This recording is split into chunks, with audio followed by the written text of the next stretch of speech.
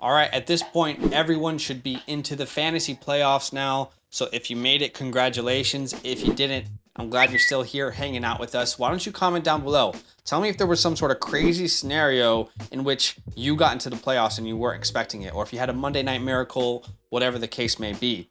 Like the video, subscribe.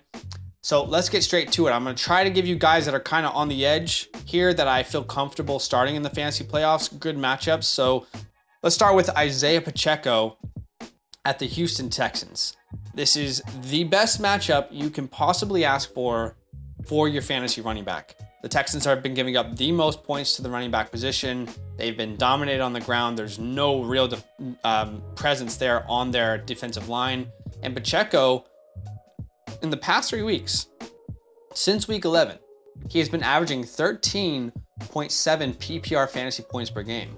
I've always said that Pacheco won't be a startable asset until he starts to get involved in the air. And we have seen a continual progression in his involvement in the air in the past 3 weeks, from 1 to 2 to 3 targets out. That might not seem like a lot for you guys, but that is a number I love. If we can stay around that three targets per game mark, or even get up to that 4 or 5, we could be reaching true like top 15 ceiling for Isaiah Pacheco in this offense with the matchups that are upcoming. So love the matchup. It's great. Most teams dominate Houston on the ground. They don't need to throw it.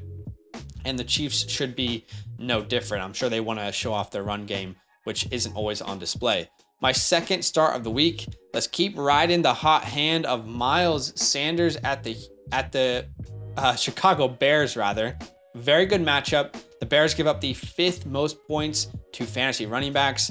Miles Sanders, 2 games in the past 3 weeks, over 28 fantasy points, has been really efficient. We're talking games this year, over 8 yards per carry, over 6 yards per carry, over 4.5, over 5, another one over 8, another one over 7, another one over 5. I mean, he has been uber efficient on the ground.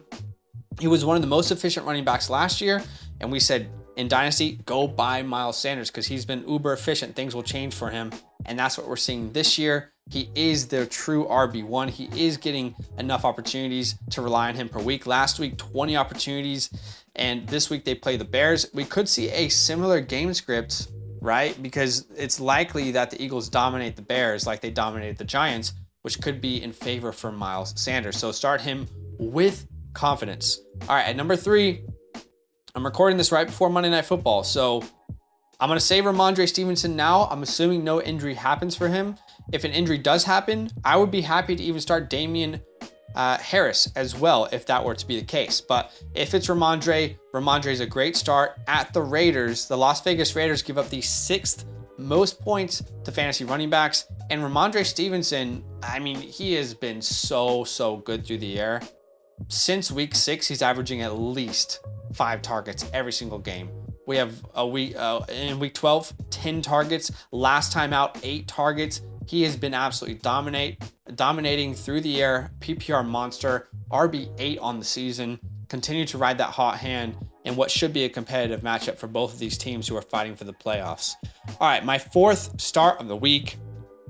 And I know this could be risky, but I'm happy with what I saw from J.K. Dobbins in his first game back. I'm personally happy with it. Okay, J.K. Dobbins, he plays the Browns, who give up the 3rd most points to the position. Most teams are dominating the Cleveland Browns on the ground. It's like Myles Garrett is great on their line. Outside of that, there's no one that can stop this run. And their linebackers aren't even very good at stopping the run either. Last time out, first game back from injury, J.K. Dobbins had the most carries with 15. He had the most yards with 120, 8 yards a carry and a touchdown.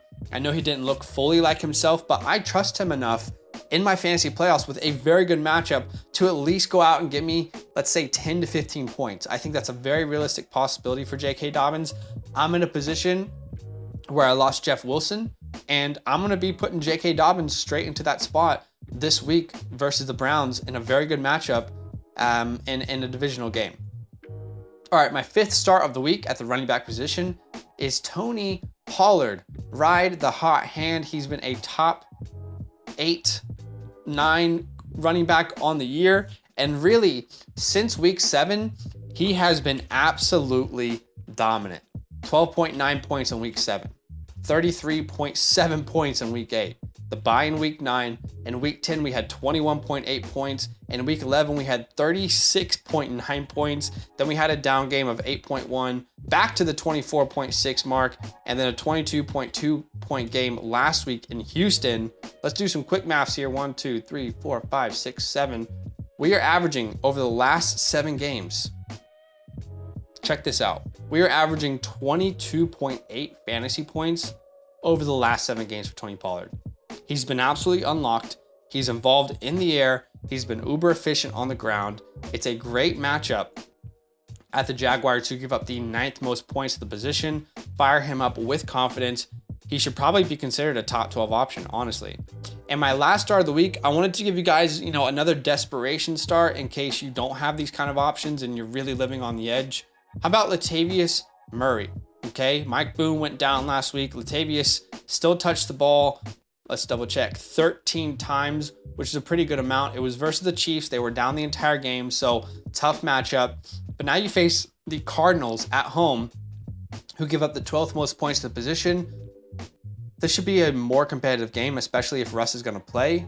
And Latavius in the past 2 weeks has had at least 4 targets in every single game. So I feel like he's a good desperation start. Now, is he top 24? Is he even top 30? Probably not. But again, I'm trying to give you guys options that are not obvious.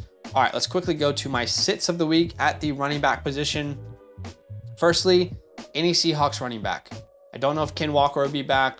I don't know if Travis Homer will be. I don't care who it is. Even if it's Ken Walker, I am not playing them in this matchup versus the 49ers. The 49ers are by far the best rush defense in the NFL. The fewest points they give up to the running back position. Don't chase this matchup. I don't care who it is. Yeah, you gotta sit Ken Walker in the playoffs unless you have a clear, you don't have a clear better option. My second sit of the week is going to be Kareem Hunt. That might be obvious, but some people might look at this and say, "Oh, it's the Ravens. It's a divisional game. Surely he's going to get involved." Guys, Kareem Hunt since week 6 has scored over 10 points once. It's been atrocious for Kareem Hunt. And I think that has a lot to do with the fact that Nick Chubb is broken out. Well, as if he hasn't already broken out, but he's solidified the role. My third sit of the week is Michael Carter versus the Lions. The Detroit Lions are a sneaky bad matchup for Michael Carter. First off, they've improved in their rush defense.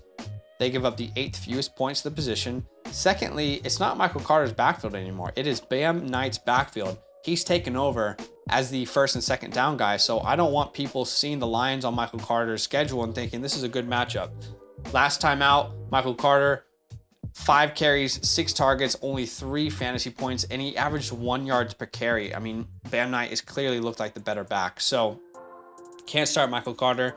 Those are my starts and sits of the week at the RB position. Comment down below. Let me know what you think about these. If you agree or disagree, like the video, subscribe, and we'll see you in a future one. Yo, what's good? Thanks for watching. We got a lot more videos. A lot more. If you want more videos, watch it. You can also subscribe right now if you want to. You need to. And lastly, don't forget that you can sign up to support the show and get exclusive content by going to patreon.com/FantasyLand fam.